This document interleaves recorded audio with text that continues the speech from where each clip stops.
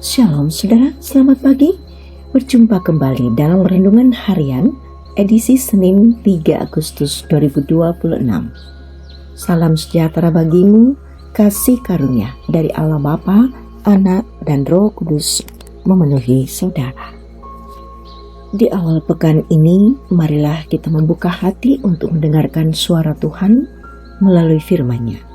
Roh Kudus menuntun kita agar firman yang kita dengarkan tidak hanya menjadi pengetahuan, tetapi juga menjadi kekuatan yang mengubahkan cara hidup kita.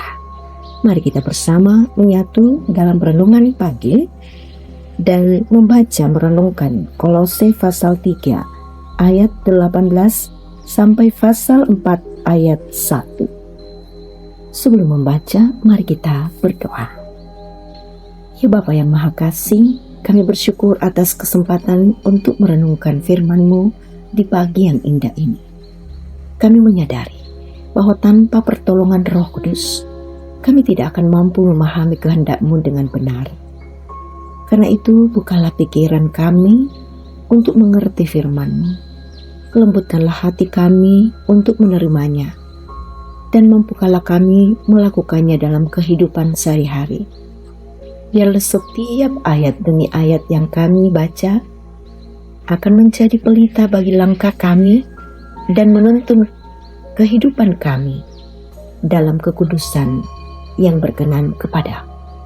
Di dalam nama Tuhan Yesus Kristus kami berdoa. Amin. Kolose pasal 3 ayat 18 sampai pasal 4 ayat 1. Firman Tuhan. Hubungan antara anggota-anggota rumah tangga. Hai istri-istri, tunduklah kepada suamimu sebagaimana seharusnya di dalam Tuhan. Hai suami-suami, kasihilah istrimu dan janganlah berlaku kasar terhadap dia. Hai anak-anak, taatilah orang tuamu dalam segala hal, karena itulah yang berkenan kepada Tuhan. Hai bapak-bapak, janganlah sakiti hati anakmu, supaya jangan tawar hatinya. Hai hamba-hamba, taatilah Tuanmu yang di dunia ini dengan segala hal. Jangan hanya di hadapan mereka saja, untuk menyenangkan hati manusia, melainkan dengan tulus hati, karena takut akan Tuhan. Apapun juga yang kamu perbuat, perbuatlah dengan segenap hatimu, seperti untuk Tuhan dan bukan untuk manusia. Kamu tahu bahwa dari Tuhanlah kamu akan menerima warisan yang menjadi upah. Kristus adalah Tuhan dan kamu hambanya.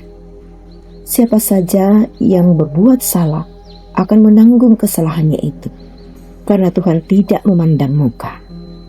Hai tuan-tuan, berlakulah adil dan jujur terhadap hambamu. Ingatlah, kamu juga mempunyai Tuhan di sorga. Amin. Memelihara kekudusan rumah tangga. Itulah tema kita saat ini. Saudara, seringkali orang berpikir bahwa hidup kudus hanya terlihat ketika seseorang rajin beribadah atau aktif dalam pelayanan. Namun melalui Kolose 3 ayat 18 sampai pasal 4 ayat 1, Rasul Paulus menunjukkan bahwa kekudusan justru paling nyata dalam kehidupan sehari-hari. Di rumah, di tempat kerja, dalam relasi suami istri, orang tua dan anak, maupun antara pemimpin dan mereka yang dipimpin. Paulus mengajarkan bahwa setiap hubungan harus dibangun di atas kasih, hormat, kejujuran, tanggung jawab, dan kesadaran bahwa kita melayani Kristus. Dengan demikian, kekudusan bukan sekedar menjauh dari dosa, tetapi juga menghadirkan karakter Kristus dalam setiap perkataan, keputusan, dan tindakan. Di tengah dunia yang sering menganggap kejujuran sebagai kelemahan, kesetiaan sebagai sesuatu yang kuno, dan kasih sebagai hal yang mudah diabaikan, firman Tuhan mengingatkan bahwa umatnya dipanggil untuk hidup berbeda. Kekudusan tampak ketika kita tetap mengampuni meski disakiti, tetap jujur meski tidak diawasi, tetap mengasihi meski tidak dihargai, dan tetap bekerja dengan sungguh-sungguh karena kita sadar bahwa Tuhanlah yang kita layani. Memelihara kekudusan bukan berarti hidup tanpa kelemahan, tetapi terus membiarkan Kristus membentuk hidup kita setiap hari. Ketika Kristus menjadi pusat kehidupan kita, keluarga akan dipenuhi damai sejahtera. Pekerjaan dilakukan dengan integritas dan kesaksian hidup kita menjadi berkat bagi banyak orang. Marilah kita memasuki minggu yang baru ini dengan komitmen untuk memelihara kekudusan melalui hidup yang mencerminkan kasih dan karakter Kristus dimanapun kita berada. Amin. Mari kita satu menaikkan syafaat kita. Ya Bapa di sorga, kami bersyukur atas firman-Mu yang mengingatkan kami untuk memelihara kekudusan dalam rumah tangga, bahkan dalam seluruh aspek kehidupan kami. Mampukan kami menjadi orang yang hidup dalam kasih, kejujuran, kerendahan hati, dan ketaatan kepada kehendak-Mu. Kami menyerahkan seluruh perjalanan hidup kami pada hari ini.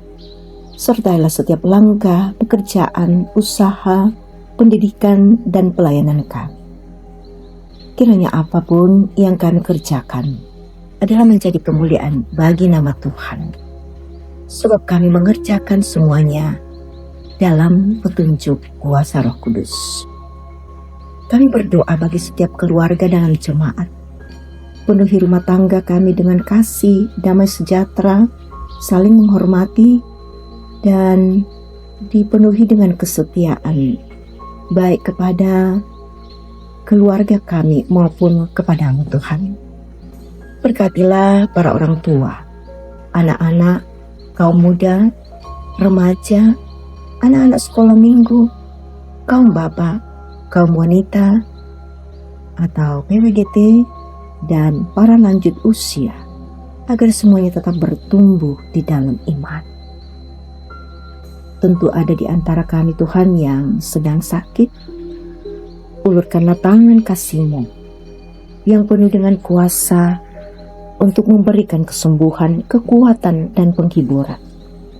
Hiburkanlah pula mereka yang sedang berduka cita agar memperoleh pengharapan di dalam Kristus.